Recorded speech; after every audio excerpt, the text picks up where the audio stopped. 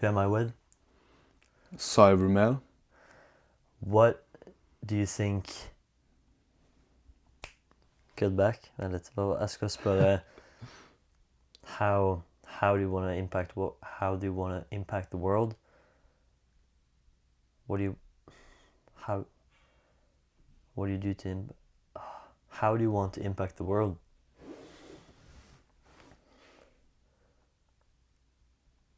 And what are you doing to Vi kan også bare sånn Ok, han. Du har? Ok. Yeah. Who am I talking with? Cybermail. What do you want to do to impact the world? And how are you going to do that? Well, impact the world. I think like the main thing that I'm trying to do at the moment is that I want to build this like YouTube channel. It's like in the very like first stages, but I want to build like a fitness YouTube channel where I document building an incredible physique. Like my goal is 85 kilos of muscle, right? Through only high rep calisthenics and an animal-based diet. That's kind of the main goal because since I was like 15, 16 years old, right? I kind of jumped around a lot of different channels, right? And I kind of just listened blindly to all of them. And it resulted in me jumping between exercises, between programs, between different meals. I didn't really know what I was doing. I was trying to bulk, cut, like, not cut, mostly bulk because I was a pretty skinny guy. But it's like, there was so much information, and like today, I feel like a lot of it was wrong, the wrong kind of information, even though I can't say that for certain yet. But that's kind of why I want to build this YouTube channel and kind of document my own results, because I feel like not enough people talk about the fact that you can actually build muscle using only bodyweight training, which is why I'm doing only high rep calisthenics, no weights, to kind of prove that to myself and to other people that it's actually possible. And I want to kind of ground the channel, the YouTube channel, instead of the channel being just me listening to other influencers, YouTubers online talking about fitness, and me just regurgitating or like saying the same things over and over again until people believe that's the truth. I want to actually like study like deeply different subjects like biology, botany, biological I can't say that, but anthropology, stuff like that. Just kind of understand these subjects better so that I can actually kind of make good arguments in my videos and kind of, so like it's more fact-based. It's not that I've just heard this from some guy talking online, right? Just, and he's heard it from someone in the gym and it might not be correct, right? So yeah, I want it to be more like you can actually trust the channel. Because if I understood right, is it like you have this goal of 85 kg? That's how much you want to weigh, and like you want to have be muscular, of course. Yeah. And you want to try to reach that goal through like high rep calisthenics and your methods. And through doing that, you go into detail why you do those things and why those work. And instead of and documenting that and teaching other people what works for you, instead of being like this, you have like these sources from like big fitness influencers, right? Where you just work as most people just work as a funnel from those to their audience. It's not so the tips that they talk about is not really theirs, it's what they've heard. So you want to go into detail. That's kind of the whole idea. Yeah, I want to go into like the fundamentals of how things actually work. So it's like, for example, one thing I've recently, like it's only recently I've kind of started to kind of shift my beliefs around this. Like when it comes to bulking, for example, of course I haven't looked into it too much. The only kind of guy I have like heard that bulking is kind of bullshit from is Dr. Anthony Chaffee. Yeah. So he's like this this guy online, you can search him up on YouTube, and he's really into like the carnivore diet, and he studies nutrition, and like he looks into the fundamentals of it all. And he kind of says that bulking, being in like a caloric surplus, is bullshit because it gives your body, right? It gives your body more than it demands, and your body will kind of naturally tell you how much food you need to get bigger, to build more muscle, like depending on how hard you train. If you train really, really hard every day, you're gonna need more food to build yourself back up and repair your body. If you train less, you're gonna need not as much food. So it's kind of like, I want to go down to the fundamentals. Like people always say like, oh, you have to bulk to get big. But do you really? Like, or is that just something we've heard over and over again until we kind of just accepted it as like the truth?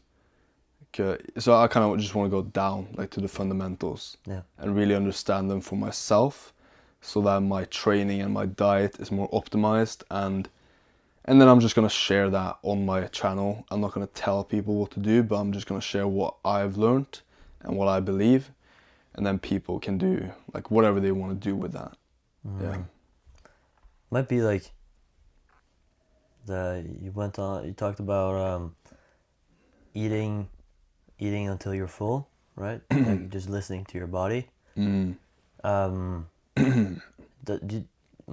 you think that might have something to do with all the ultra processed foods that we have in today's society, where all of the big companies try to manipulate your sense of hunger through like having a lot of chemicals and that type of stuff? Do you think that do you think that kind of maybe that's the, I'm not sure, I'm just an open-ended question. Maybe that's the reason why people think bulking is the way to go, because, and not listening to your body is the wrong way, because we have all these ultra processed foods. Maybe I don't know. Like they just they just fuck with your sense of hunger. Yeah, I think like this is just a guess. I have nothing to back it up with. I guess that because I'm guessing that most people's hunger signals, just our natural hunger signals, are pretty fucked up because of the food we eat. Like, it's a lot softer as well. Maybe that has to maybe that affects us somehow. Like before, we kind of had to chew and work for our food, and then it would be a lot slower and it would take more time to actually consume the food. Yeah. But in today's world, everything goes down so easily. We barely have to chew it. We can just swallow basically, and that allows us to kind of get more than we actually need. I don't know. Consume more of their products, which will make them more money, and that's kind of what people want. Like big companies and corporations want, I think. Yeah. Yeah, it's like, so you have your carnivore. That's more of the approach you're taking, and high rep calisthenics. Yeah.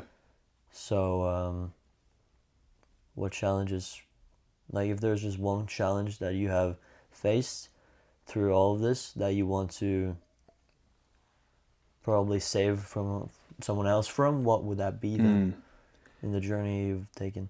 I think that would probably be just from the beginning, if you can, just try to avoid like having shiny object syndrome. That's what I had for so long. Like, it's okay to experiment with different things, different exercises, different programs, and different like kinds of like meals, etc. Yeah. I think that's like a good and healthy thing to do. But I think it becomes more unhealthy when you do it way too often, when you always keep changing things and you keep resetting your progress, right? I did this for so long, and it kind of resulted in me not really building the muscle I wanted, not getting stronger or fitter, like stuff like that, because I was just jumping between exercises from like machine. Like when I started in the gym, I was like lifting weights and like jumping from exercises where I lifted dumbbells to barbells to machines, and then I was doing like, so all of a sudden I did some calisthenics ring training. So I was just all over the place, and it kind of reset my progress over and over again. But it's only recently, in the past few months, since May 2025, around that, I kind of just stopped having shiny object syndrome, which I'd kind of had for years, and I kind of locked in on kind of just the calisthenics basics, just push-ups, pull-ups. I did some dips and some rows, but mostly pull-ups and push-ups. And then that kind of made me start to transition into high rep calisthenics, because I kind of just liked to train that way. And now I have very few exercises, but it's like the core fundamentals, like the basics. And I feel like I'm getting way better results now that I'm not like really changing that much all of a sudden. I might change my program every now and then, but it's like it's always the same exercises that I come back to. It's pull-ups, it's push-ups, it's recently I've added in wall handstand push-ups, because that's an exercise I want to master. I do some rope climbing, and then for my core I only do hanging leg raises. That's it.